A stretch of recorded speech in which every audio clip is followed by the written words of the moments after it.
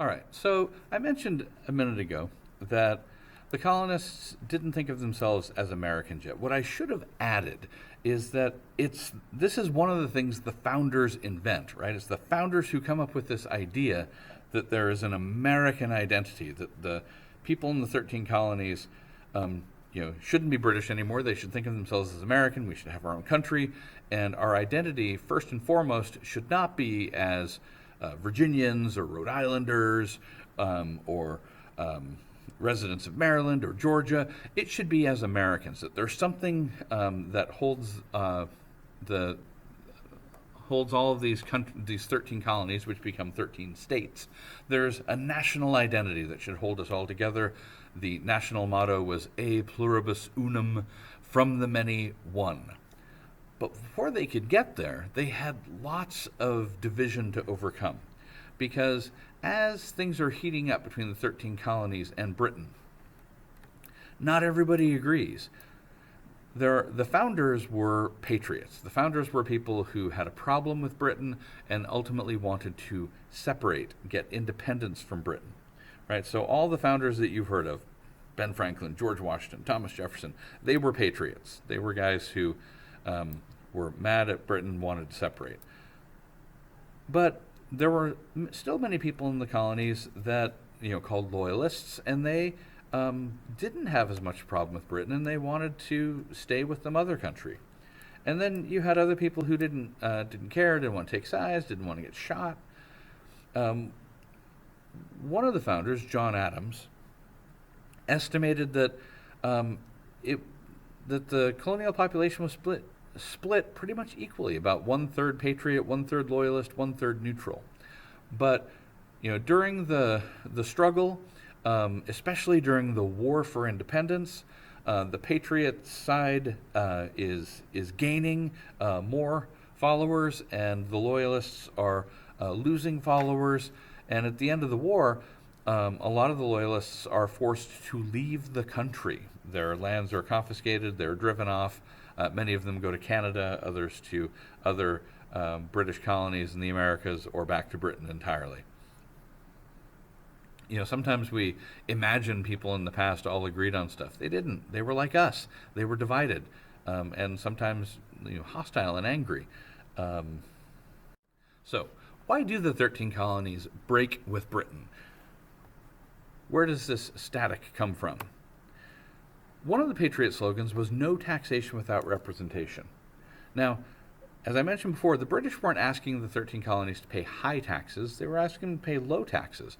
But the colonists thought that the right amount of taxes that they should have to pay to Britain was zero. And we need to understand where they got that idea, because it's an unusual concept that you don't owe any taxes to the government. So where'd they get that idea? Well, in English and British political tradition, taxation was related to representation. This goes all the way back to the Magna Carta in 1215 in medieval times. The idea being that the king needs to ask permission from landowners to raise their taxes. And over time, this evolved, and to the point where landowners in Britain and in the 13 colonies expected to be able to vote for representatives in Parliament back in Britain, and representatives in the colonial assemblies, right? The sort of legislature, the lawmaking body, politicians who were elected to make laws for the colony. If you owned a certain amount of land, you qualified to vote and could elect people, and it was those people that you elected, your representatives, who would decide how much you had to pay in taxes. Well, the same rules basically applied in both Britain and the 13 colonies, but the difference was this. In Britain, a few rich people owned all the land. So only about 1 out of 20 men in Britain had the right to vote, right? So there's democracy essentially in Britain for just the richest 5%. Whereas in the 13 colonies, because there's so much land, because plagues had wiped out most of the Indians, and then British military force had pushed off the rest. Well, there was so much land available, and relatively few numbers of British settlers, so plenty of land to go around. In the 13 colonies, 1/3 to 1/2 of all men had the right to vote. So you've got democracy for a big chunk of the colonial population, right? 5% in Britain, but 33 to 50% of men in the 13 colonies. This is why the colonists were the world's richest, least taxed, and most democratic people. So they're the world's richest people because there's so much land to go around in the 13 colonies, right? It's lots of people can be yeoman farmers, can farm their own land. They're the least taxed because, well, they elect their colonial governments, and they elect people who aren't going to tax them very heavily.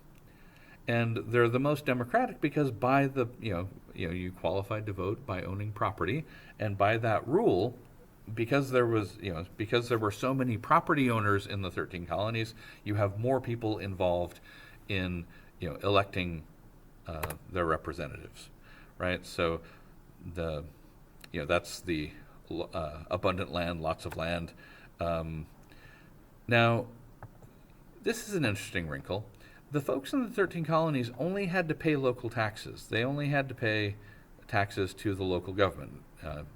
New Yorkers paid taxes to support the government of New York. South Carolinians paid taxes to support the government of South Carolina. They didn't have to send any taxes back to Britain.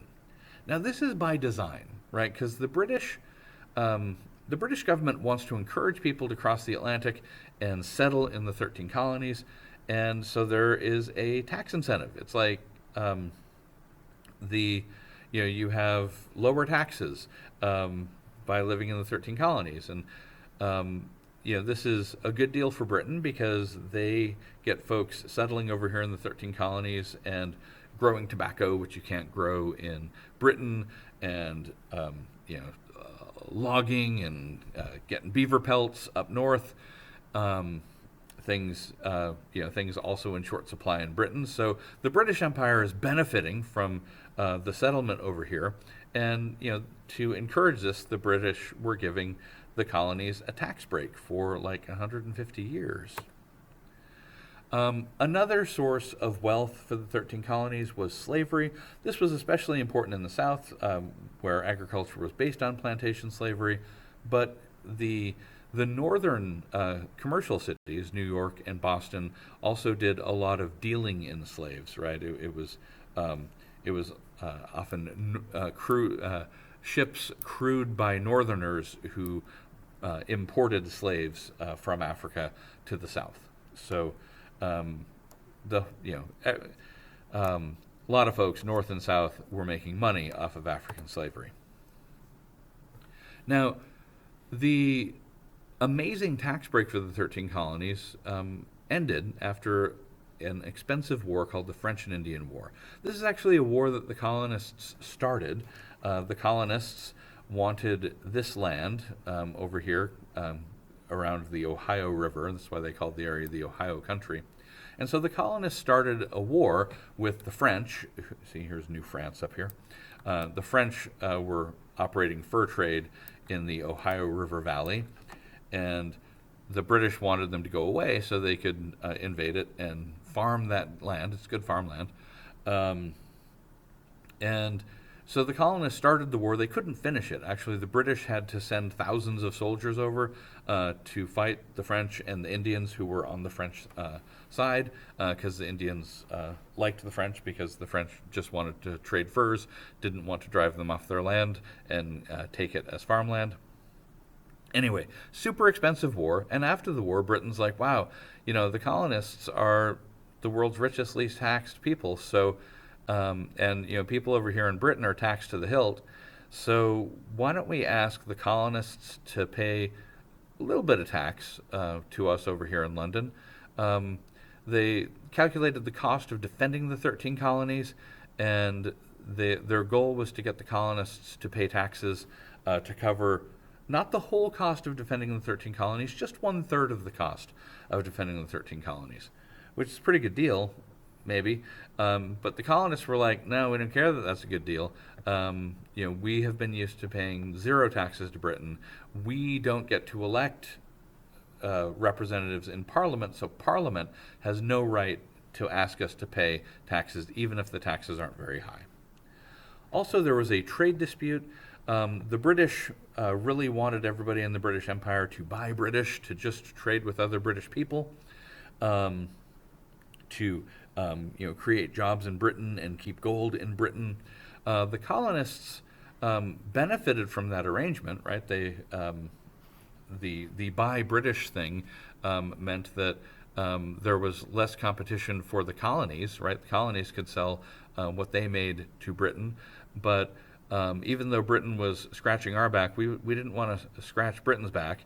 The colonists preferred to trade with whoever they wanted. They liked to trade with the Dutch and the French, right, who were economic rivals and sometimes military rivals, and the colonists were champion smugglers. So there was an issue of trade, right? The buy British mercantilism policy, the colonists weren't feeling. They preferred to trade with whomever they pleased to get the best stuff at the lowest price.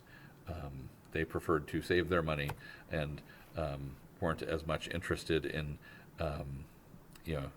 economic patriotism. Also, there was a dispute around British troops in the 13 colonies. Now, a lot of times people oversimplify this. They're like, well, the colonists didn't want British soldiers in the 13 colonies. That's not true. They wanted the British soldiers in the 13 colonies. They wanted them on the frontier, killing off Indians to make room for them to move west and take the Indian land. What they didn't want were British soldiers in cities to police trade, to make them buy British. They didn't want redcoats, British soldiers in the 13 colonies, to make them pay taxes either. So it wasn't. So the dispute was where the troops were in the 13 colonies and what they were doing, not the mere presence of troops. All right. So that's the founders in the independence struggle. Founders include folks who signed the Declaration of Independence. Now, we celebrate 4th of July to commemorate the signing of the Declaration of Independence. The primary author of the document is this ginger right here, Thomas Jefferson, namesake of our great county. Also on the committee were Ben Franklin, John Adams, and these two guys that nobody remembers. The Declaration of Independence is chock full of Enlightenment philosophy, and if you don't know what I mean by Enlightenment philosophy, you need to check your notes on civics lesson number 2, or watch it if you've never watched it before, or rewatch it if you took bad notes and don't remember it.